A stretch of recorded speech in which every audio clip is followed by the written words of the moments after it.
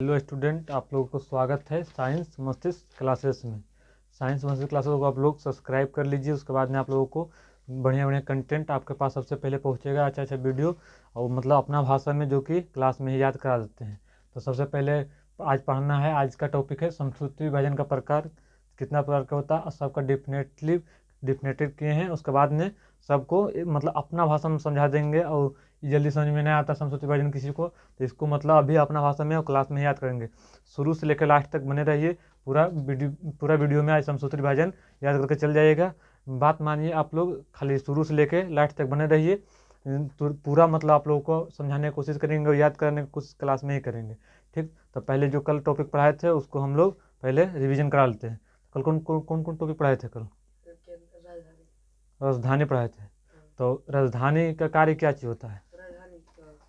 राजधानी किसमें राजधानी पाया जाता है? पादप अजंतु किसमें? राजधानी जो पादप अजंतु दोनों में राजधानी पाया जाता है, लेकिन पादप में राजधानी का आकार बड़ा होता है, परंतु जंतु में राजधानी का आकार छोटा होता है। और उसमें राजधानी में भी बताए थे, कोशिका का कचरा पात्र किसे कहते हैं? राजधानी को। इसी एनसीईआरटी पढ़ाते इसीलिए। और आप लोग नहीं सुने होंगे नाम कि कोशिका का कचरा पात्र किसे कहते हैं, लेकिन इसमें हम पढ़ा रहे हैं, पूरा डीपली जा रहे हैं। मतलब 9th 10th जो भी पढ़ता है उसमें पूरा डीपली जाते हैं कि पूरा एनसीईआरटी 9th 10th का पूरा एनसीईआरटी उसको कंटेंट बनाते हैं। उसके बाद एकदम डीपली ले आते हैं कि इसमें कोई एक भी त्रुटि नहीं आना चाहिए। तो आप लोगों को नहीं पता होगा कोशिका का कचरा पात्र किसे कहते हैं? तो राजधानी को। कोशिका का कचरा पात्र राजधानी को, कोशिका का कचरा पात्र राजधानी को। और पूछेगा, जैसे ये भी पूछ ले था, क्वेश्चन में आल था कि लाइसोसोम का निर्माण कहाँ होता है? गोल्जिकाय में ही लाइसोसोम का निर्माण होता है। गोल्जिकाय में ही लाइसोसोम का निर्माण होता है। तब पूछेगा अब गोल्जिकाय तो कोशिका का ट्रैफिक पुलिस, गोल्जिकाय। कोशिका का ट्रैफिक पुलिस गोल्जिकाय, कोशिका का ट्रैफिक पुलिस गोल्जिकाय। और लाइसोसोम पढ़ाए थे, लाइसोसोम। हाँ, तो लाइसोसोम को खोज किसने किया था? डी डुवेन ने। लाइसोसोम का खोज डी डुवेन, लाइसोसोम का खोज डी डुवेन ने। और लाइसोसोम आत्महत्या थैली किसे कहते हैं? लाइसोसोम। आत्महत्या थैली लाइसोसोम, आत्महत्या थैली लाइसोसोम। और गोल्जिकाय का खोज किसने किया था? कैमिलो गोल्जी ने। गोल्जिकाय का खोज कैमिलो गोल्जी ने। लास्ट में गोल्जिकाय लिखा रहेगा तो मार देना हुआ ऑप्शन में। गोल्जिकाय का खोज कैमिलो गोल्जी ने, गोल्जिकाय का खोज कैमिलो गोल्जी ने। आप क्या पढ़ाए थे?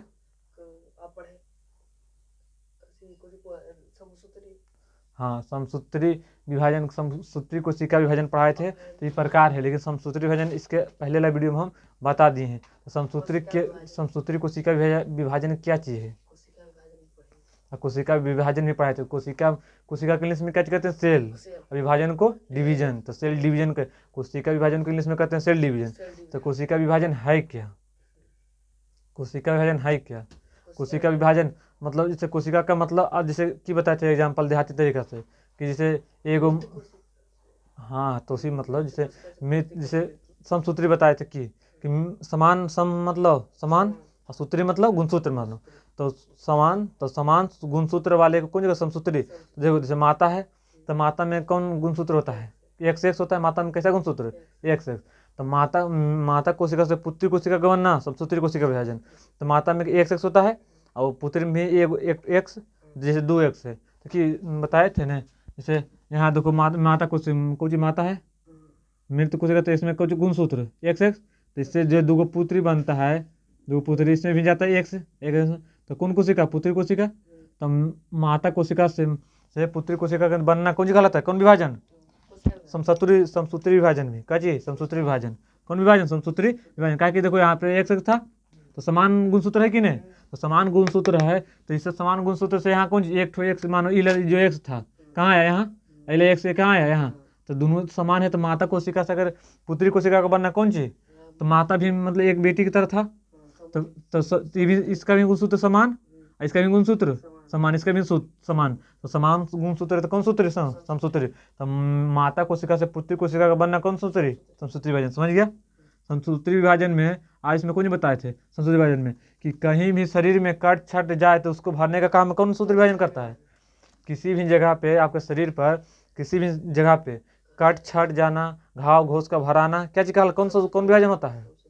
शरीर में किसी भी जगह पर कट छट जाना, तो वहाँ पे कौन सा विभाजन होता है? समसूत्री विभाजन। कौन विभाजन? समसूत्री विभाजन। अब पढ़ाए थे समसूत्री विभाजन का प्रकार। समसूत्री विभाजन कई प्रकार के? 4 प्रकार के। समसूत्री विभाजन कई प्रकार के? 4 प्रकार के। कौन कौन? पूर्वावस्था, मध्यावस्था, पश्चावस्था, अंत्यावस्था। समसूत्री विभाजन कई प्रकार के? 4 प्रकार के। कौन कौन? पूर्वावस्था, मध्यावस्था, पश्चावस्था, अंत्यावस्था।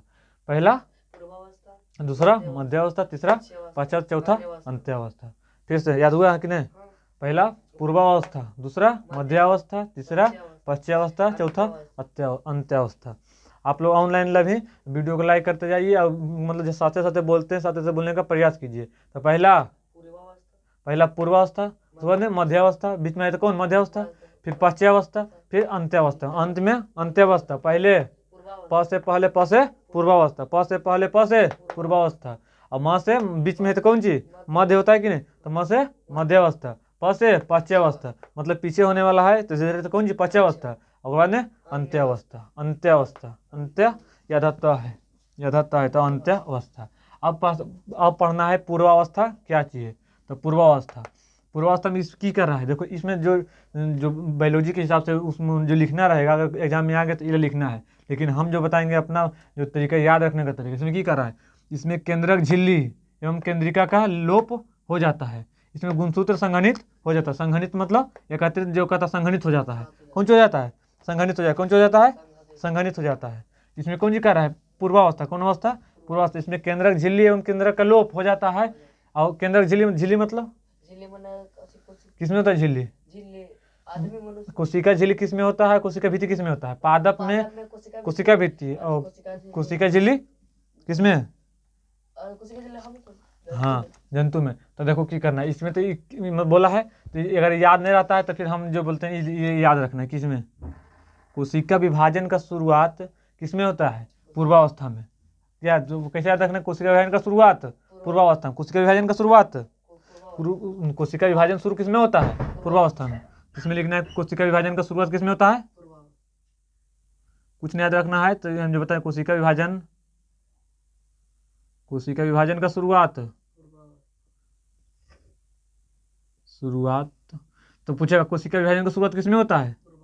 पूर्वावस्था। कैसे? तो पहले कौन सी? पूर्व से पहले, तो शुरुआत में पहले से होगा, तो कोशिका विभाजन का शुरुआत पूर्वावस्था। प से पहले, प से पूर्वा, और से शुरुआत। तो शुरुआत पहले से होता है कि दूसरा से? पहला से। तो पूर्वावस्था कौन जो होता है? कोशिका विभाजन का पूछेगा कोशिका विभाजन का शुरुआत किसमें होता है? पूर्वावस्था में। अगर ये दोनों नहीं याद रहता है तो ये याद रहेगा तो काम चल जाएगा। तो चलते अपना कंटेंट बेस्ट बनाते हैं। किस लिए? कोशिका मास्टर को जो बताते हैं ये दोनों बताता है, ये दोनों समझ में नहीं आ रहा है कि किताबी भाषा समझ में नहीं आता है, तो पूछेगा कोशिका विभाजन का शुरुआत किसमें होता है? कौन अवस्था में होता है? पूर्वावस्था। प से पहले, प से पूर्वावस्था। शुरुआत पहले से होता है कि दूसरा से होता है? पहला से। तो कोशिका विभाजन का शुरुआत पूर्वावस्था। कोशिका विभाजन का शुरुआत पूर्वावस्था। कोशिका विभाजन का शुरुआत याद हो गया पहला। ऑनलाइन बताएगा कि याद हुआ कि नहीं। कोशिका विभाजन का शुरुआत किसमें होता है? पूर्वावस्था। अब कोई भी चीज़ जैसे पहले जाता है एक से, मानो एक स्कूल है 1 से 10 तक कक्षा है, तो पहला कक्षा से बचा पढ़ता है कि 10वां से? पहला से। तो शुरुआत किससे हुआ है? पूर्वावस्था से। तो पूछे कोशिका विभाजन का शुरुआत कौन अवस्था से होता है? पूर्वावस्था से। कौन अवस्था से? पूर्वावस्था। और पूर्वावस्था से पहला अवस्था कहते हैं, से पहले वाला। तो ये तो हो गया, कोई दिक्कत यहाँ तक।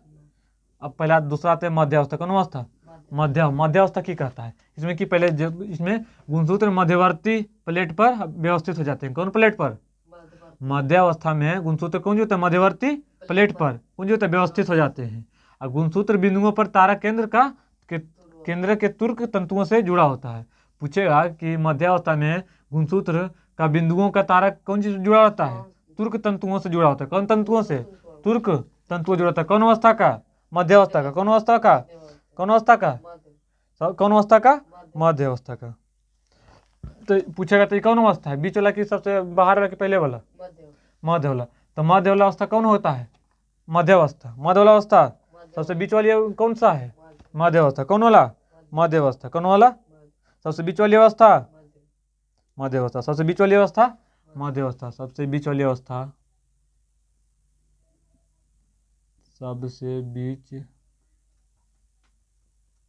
सबसे बीच वाली अवस्था मध्यावस्था। सबसे बीच वाली अवस्था मध्य। सबसे बीच वाली अवस्था मध्य अवस्था। तो बीच में तो कौन अवस्था पूछेगा, सबसे बीच वाली अवस्था किसे कहते हैं, मध्य अवस्था। इसमें बिंदुओं का तारा केंद्र से कौन चीज जुड़ा होता है, तुर्क तंतुओं जुड़ा होता है। इसमें गुणसूत्र मध्यवर्ती प्लेट पर, जब मध्य है तो कौन प्लेट पर रहेगा, मध्यवर्ती प्लेट पर। जब मध्य अवस्था में है मतलब बीच में, मध्य मतलब बीच में नहीं कहता है, जैसे नहीं ऊपर में रहने दिए नहीं नीचे में, कौन चीज में अटका दिया, मध्य बीच में, किस में, बीच में। तो मध्यवर्ती अवस्था में कौन प्लेट पर व्यवस्थित होता है गुणसूत्र, मध्य अवस्था में गुणसूत्र पूछेगा कि मध्य अवस्था में गुणसूत्र किस प्लेट पर व्यवस्थित होता है, मध्यवर्ती प्लेट पर, मध्यवर्ती प्लेट पर, मध्यवर्ती प्लेट पर। मध्य अवस्था में गुणसूत्र किस प्लेट पर व्यवस्थित होता है, मध्यवर्ती प्लेट पर। ये याद हुआ। मध्य पूछेगा मध्य अवस्था में गुणसूत्र किस अवस्था पर प्लेट, किस अवस्था पर प्लेट व्यवस्थित होता है, मध्यवर्ती प्लेट पर, कौन प्लेट पर। और दूसरा गुणसूत्र बिंदुओं का तारक केंद्र का कौन तंतु से जुड़ा होता है, तुर्क तंतुओं से। सबसे बीच वाली अवस्था मध्य अवस्था, सबसे बीच वाली अवस्था मध्य, सबसे बीच वाली अवस्था मध्य अवस्था। याद हुआ। अब आते हैं पश्चावस्था, कौन अवस्था, पश्चावस्था। इसमें गुणसूत्र कौन जो होता है, अलग हो जाता है। इसमें गुणसूत्र अलग हो जाता है, कौन जो होता है, इसमें गुणसूत्र अलग हो जाता है। इसमें मतलब सब है नहीं तो गुणसूत्र इसमें कौन हो जाएगा, अलग। गुणसूत्रों का विपरीत ध्रुवों पर की ओर चलता है। जैसे विपरीत मतलब उल्टा, जैसे कोई आदमी, जैसे मानो ये हवा हवा इधर के चल रहा है, किधर के, इधर के चल रहा है, तो ये हवा इधर के चल रहा है, तो जैसे मानो तुम इधर के जा रहा है, हवा के नहीं चल, हम एने से आ रहे हैं, आदमी के से आ रहा है एने से, मानो आदमी ये ने से आ रहा है, आदमी ने से आ रहा है, और हवा के नहीं चल रहा है, हवा नहीं चल रहा है, तो ये नहीं जा रहा है, ये नहीं जा रहा है, तो मानो कि एने से साइकिल चले जा रहा है, एने मार रहा है हवा, तो दिक्कत करता है कि नहीं, विपरीत चल रहा है कि नहीं। तो विपरीत, जैसे कोई भी, जैसे नदी में देखो, नदी जिन्हें धारा बह रहा है उन्हें के तैरना आसान होता है, और जब उल्टी जाता है तो कौन जो होता है, मुश्किल होता है कि नहीं, पूरा दिक्कत होता है। तो विपरीत, तो इसमें गुणसूत्र कौन जो होता है, विपरीत ध्रुवों की ओर चलता है कि नहीं चलता है।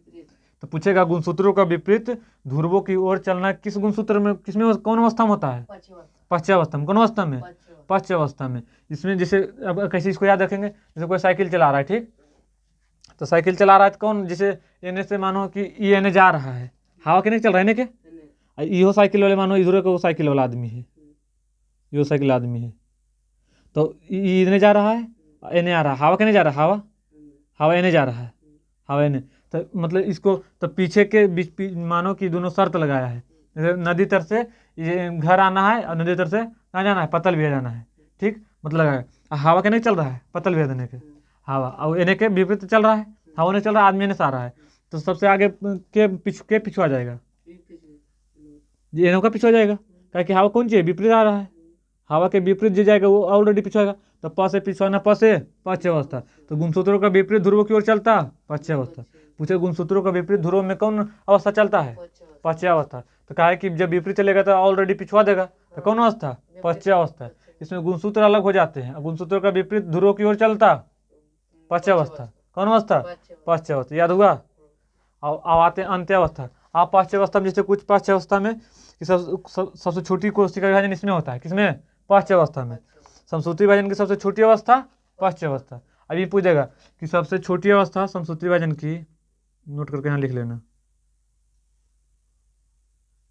समसूत्री विभाजन की सबसे छोटी अवस्था, समसूत्री विभाजन की सबसे छोटी अवस्था पश्चावस्था। समसूत्री विभाजन की सबसे छोटी अवस्था, सबसे छोटी अवस्था, समसूत्री विभाजन की सबसे छोटी अवस्था पश्चावस्था। समसूत्री विभाजन की सबसे छोटी अवस्था पश्चावस्था। और समसूत्री विभाजन की मध्यवर्ती अवस्था, मध्यावस्था, मध्यवर्ती प्लेट पर व्यवस्थित कौन अवस्था होता है, मध्यवर्ती। सबसे बीच वाली अवस्था मध्यावस्था, सबसे छोटा अवस्था पश्चावस्था। अब आते हैं अंत्यावस्था, कौन अवस्था, अंत्यावस्था। इसमें विपरीत ध्रुवों पर एकत्रित गुणसूत्रों का विसंघनन केंद्रक झिल्ली है। इसमें विपरीत ध्रुव है लेकिन एकत्रित मतलब एकत्रित करके गुणसूत्रों का विघनन, संघनन नहीं, विसंघनन, मतलब संघनन कुछ होता है, जैसे संघनन की होता है, जैसे संघनन बताए थे, संघनन जब पढ़ा रहे थे तो उस क्लास में, इसको पहले वाला बैच में, कि संघनन होता है जैसे कोई हवा, जब कोई हवा गर्म होता है तो ऊपर जाएगा कि हल्का होता है कि भारी होता है। जब कोई हवा गर्म होता है, गर्म हवा हल्का होता है कि भारी होता है, हल्का। क्या होता है, जब देखो जैसे गर्मी दिन में लू चलता है तो जिसे मानो कि पूरा माहौल गर्म कैले है, पूरा टेम्परेचर हाई है, तो गर्म हवा है, गर्म हवा हो गया, गर्म हवा के कौन जाता है, ऊपर जाता है, ऊपर जाता है, तो ऊपर जीते जीते जीते ऊपर में जाता है, तो ऊपर में जाके मतलब कुछ ऊपर एकदम ऊपर चल गया, ऊपर में जाके संघनन में बदल के कौन जी करता है, बारिश बरसात होता है, तो उसे होता है संघनन। तो की कर रहा है, विसंघनन, उल्टा, इसमें विपरीत ध्रुवों पर एकत्रित करके कौन सी विसंघनन केंद्रक झिल्ली होता है, किसमें, अंत्यावस्था में।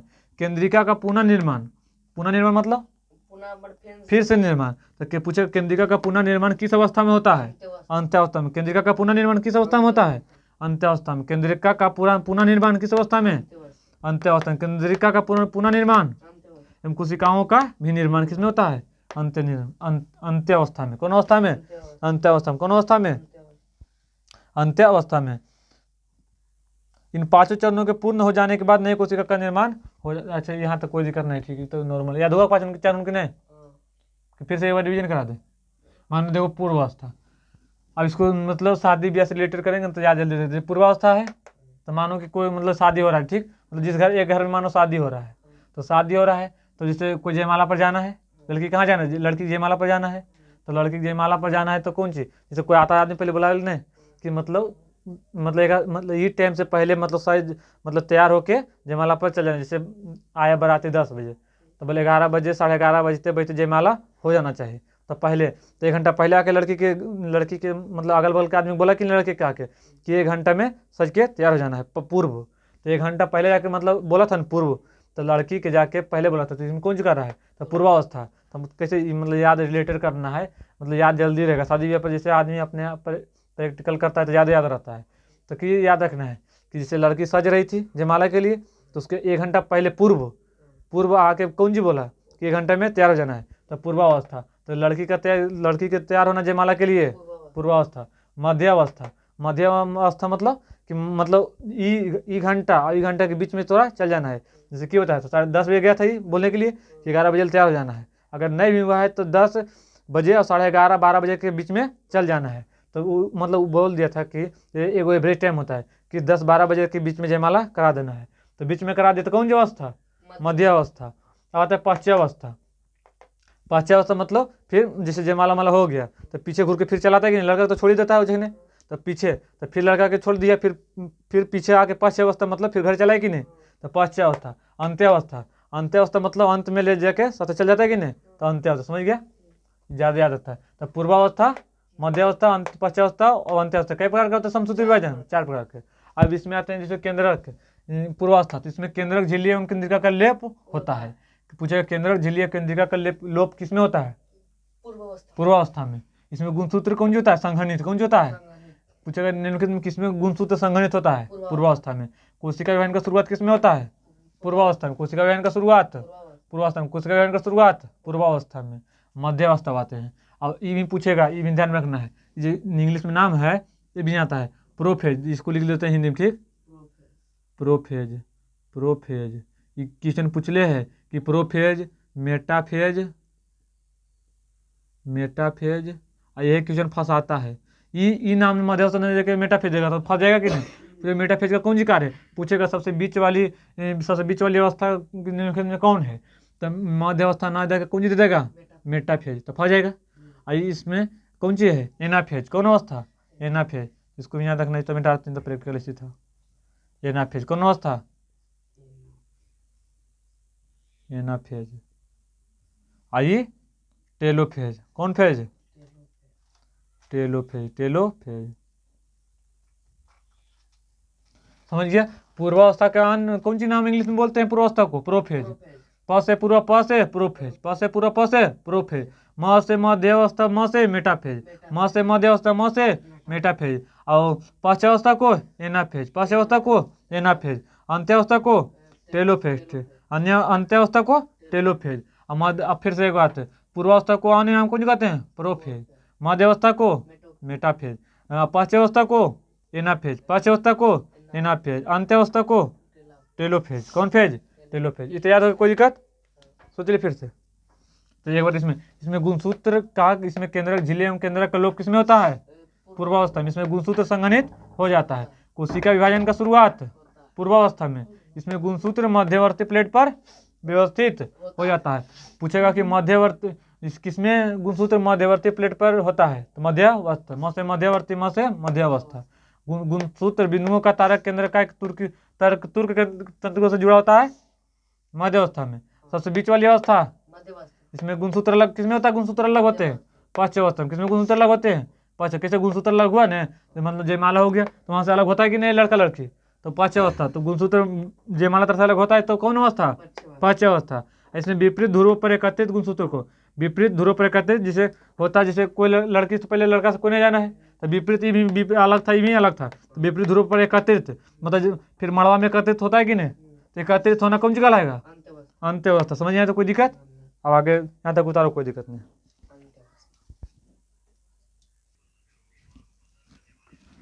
अब आते हैं समसूत्री खत्म हो गया, अब आते हैं अर्धसूत्री। अर्धसूत्री क्या चीज है, अर्ध मतलब आधा, और सूत्री मतलब गुणसूत्र, विभाजन मतलब यानी हाँ डिवीजन कर, विभाजन के इंग्लिश में कुछ कहते हैं डिवीजन।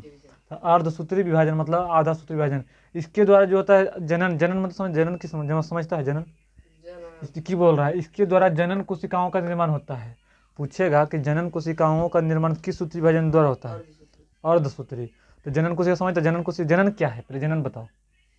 पूछेगा कोई कि जनन क्या है तो क्या बताएगा, जनन जो अपने से संतान को उत्पन्न करे कौन कहलाता है, जनन। जैसे मानव है तो मानव अपने से संतान को उत्पन्न करता है कि गाय भैंस नहीं है। जैसे मानव है तो जैसे माता पिता जन्म दिया, तो माता पिता नहीं हम लोग है कि नहीं, उसने दोपहर उनको है, दोपहर हमको भी, दोपहर हाथ धो है समय। गाय देखो, तो गाय अपने से संतान को जन्म देता है, 4 पैर है, एगो मुँह है, जीभ है, सब अपने देता है कि नहीं, अपने अपने आकार का होता है। तो जनन जो अपने से संतान को उत्पन्न करे कौन सी कहलाता है, जनन। और जो अपने से संतान को उत्पन्न करे, जनन। जो अपने जो अपने वंश को बचा बना कर रखे उसे कौन कहते हैं, जनन। जैसे आप जोड़ो कि जैसे एक पिता है, उनका बाल बच्चा नहीं हुआ तो उनका वंश आगे बढ़ा नहीं, उनका तक लास्ट हो गया कि नहीं, तो जो अपने वंश को बढ़ाए कौन सी कहलाता है, जनन। जो अपने से संतान को उत्पन्न करे, जनन। तो जनन कोशिकाओं का निर्माण होता है किसमें, अर्धसूत्री में।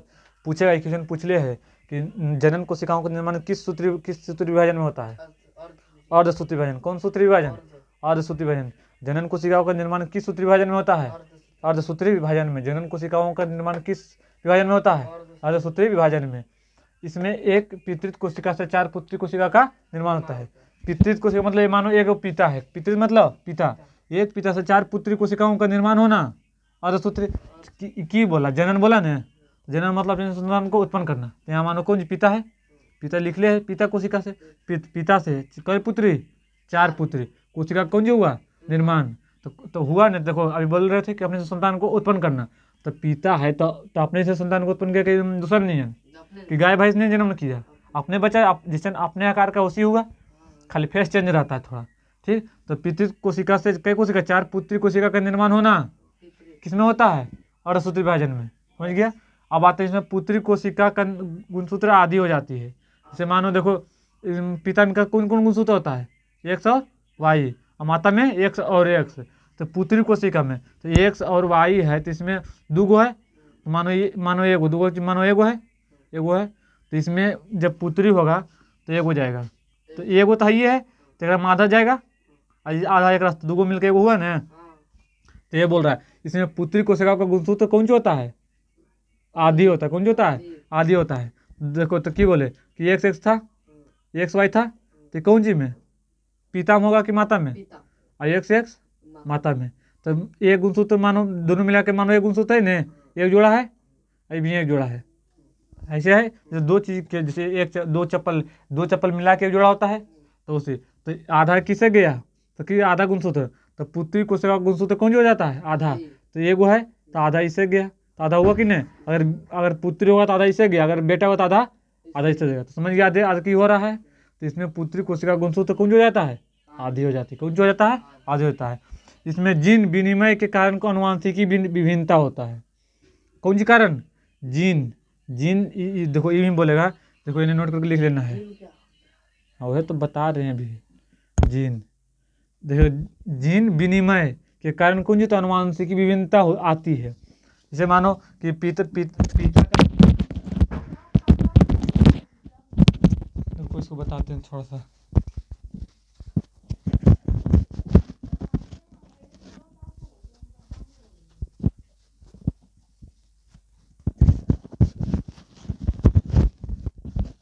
जैसे देखो क्या होता है, जीन जीन जो होता है गुणसूत्र हम लोग में होता है, तो डीएनए जैसे देखो, तो डीएनए की बताते हैं, डीएनए फिंगरप्रिंट से कोई अगर अगर किसी के बच्चा है वो हेरा हुआ है तो कौन चीज़ से पता चल जाएगा, डीएनए फिंगरप्रिंट से। तो उसे बोल रहा है इसमें जीन विनिमय के कारण अनुवांशिक की विभिन्नता, अनुवांशिक की मतलब जेनेटिक, जेनेटिक मतलब खानदानी। अगर तुम्हारे पिता तुम्हारे पिता से तुम में हुआ है तो पापा का गुणसूत्र तो गुण तो कुछ में कुछ होने हो रहबे करेगा, कि जीन विनिमय के कारण अनुवांशिक विभिन्नता। तो विभिन्नता विभिन्नता मतलब कुछ अलग होता है। देखो पिता में मतलब पिता अगर कुछ नहीं विकसित किए बाल बच्चा उसको उससे आप विकसित करता है कि नहीं, तो विभिन्नता है कि नहीं, कुछ अलग किया कि नहीं, तो विभिन्नता मतलब कुछ बेहतर अलग होना। तो अनुवांशिकी मतलब जेनेटिक, इंग्लिश में कहते हैं अनुवांशिकी, कौन सी कहते हैं इंग्लिश में, जेनेटिक। अनुवांशिकी मतलब जो पहले से माता पिता से पुत्र बेटा बेटी जैसे हुआ तो उसमें विभिन्नता आया कि नहीं, तो कौन सी कारण, अनुवांशिकी के कारण, जीन विभिन्नता, जीन विनिमय के कारण, कौन सी कारण, जीन विनिमय के कारण अनुवांशिक विभिन्नता में विभिन्नता आता है, अलग मतलब कुछ अलग होता है।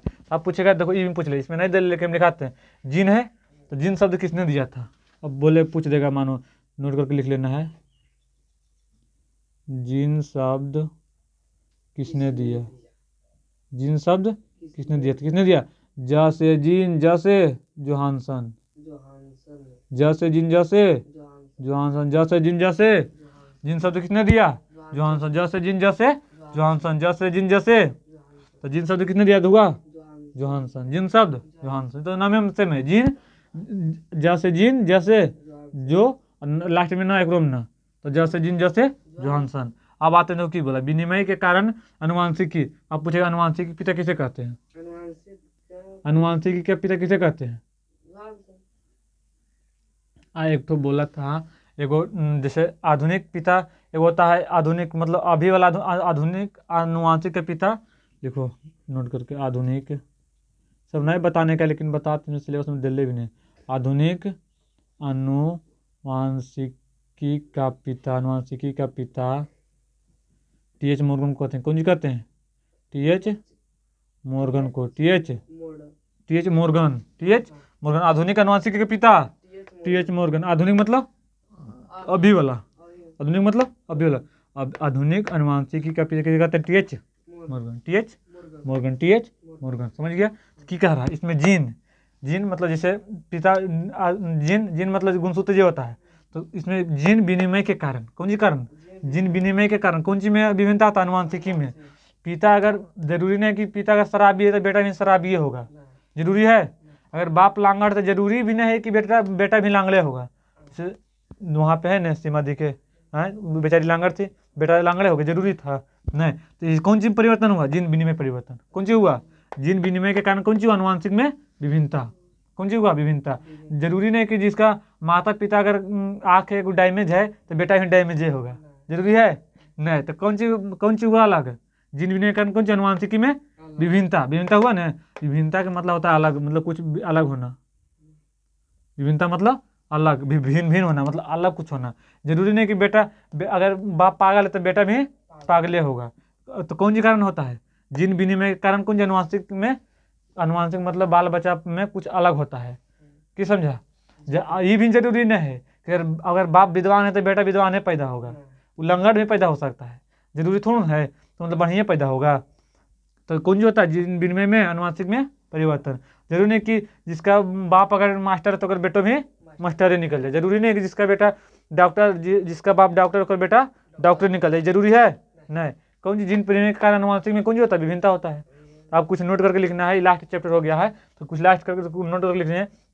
ये पूछता है क्वेश्चन में कि अंतःकोशिकीय परिवहन, परिवहन मतलब आने जाने, जिसे कहते कहते परिवहन, गाड़ी परिवहन, तथा उत्पादन, उत्पादन मतलब कुछ चीज को उत्पन्न करना का कार्य कौन करता है, ई आर, कौन करता है, ई आर, कौन करता है, याद कर पड़ेगा, इसमें कोई ट्रिक नहीं। अंतःकोशिकीय, अंतःकोशिकीय मतलब अंदर वाला कोशिकीय तो परिवहन, अंदर वाला कोशिकीय परिवहन तथा उत्पादन, उत्पादन मतलब उत्पन्न करने का कार्य कौन करता है, ई आर, कौन करता है।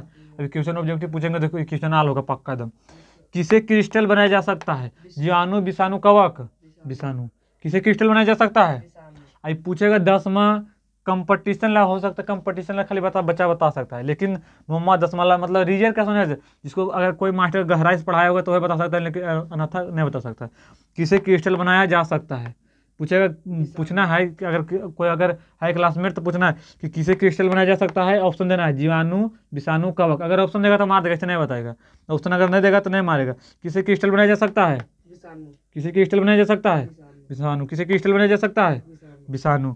जीवों में कायिक वृद्धि हेतु क्या जरूरी है, कोशिका विभाजन। जैसे जीवों में, जीव मतलब समझ रहे नॉर्मल सी बात, जीव जिसमें जीव जंतु जैसे हम लोग, जीवों में कायिक वृद्धि, कायिक मतलब होता है जैसे कायिक, जैसे गुलाब का फूल लिया, उसको जैसे लगल है, उसको आधे तरह से काट दिया उसको लगा देगा तो वो लग जाएगा।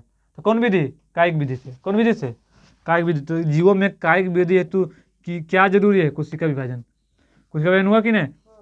जैसे वो फूल है, कोशिका मतलब एगो फूल है, तो उसको फूल को, गुलाब का फूल था, जैसे गुलाब का फूल का था, काट दिए, उसको कौन विभाजन होगा, कोशिका विभाजन। अब काट के अगर लगा देंगे तो कौन कौन कायिक कोशिका में होता है। कायिक कोशिका पूछे कि गुलाब के फूल को टांगे आधे तरह से काट के लगा देना, कौन विधि द्वारा, कायिक विधि द्वारा। कायिक विधि है तो क्या जरूरी है, कोशिका विभाजन हुआ। उसमें कोशिका विभाजन के कारण कौन लगता है, लग जाता है, वो फिर विकसित कर जाता है। आप कुछ नोट करके है, जैसे जीन बताए थे, जीन शब्द किसने दिया, जैसे जीन, जैसे जैसे जीन, जैसे जीन शब्द किसने दिया, जॉनसन। आधुनिक अनुवांशिक के पिता टीएच मॉर्गन। आधुनिक अनुवांशिक के पिता टीएच मॉर्गन। आधुनिक मतलब अभी वाला आधुनिक अनुवांशिक के पिता कौन है, टीएच मॉर्गन। किसने है, टीएच मॉर्गन। किसने है, टीएच मॉर्गन। आई चैप्टर हुआ कौन सी, इंड। अब ये चैप्टर इंड हो गया, ठीक। अब इस वीडियो को अब लास्ट में सब्सक्राइब, लाइक और कमेंट करके जाना कि वीडियो कैसा लगा, ठीक। धन्यवाद।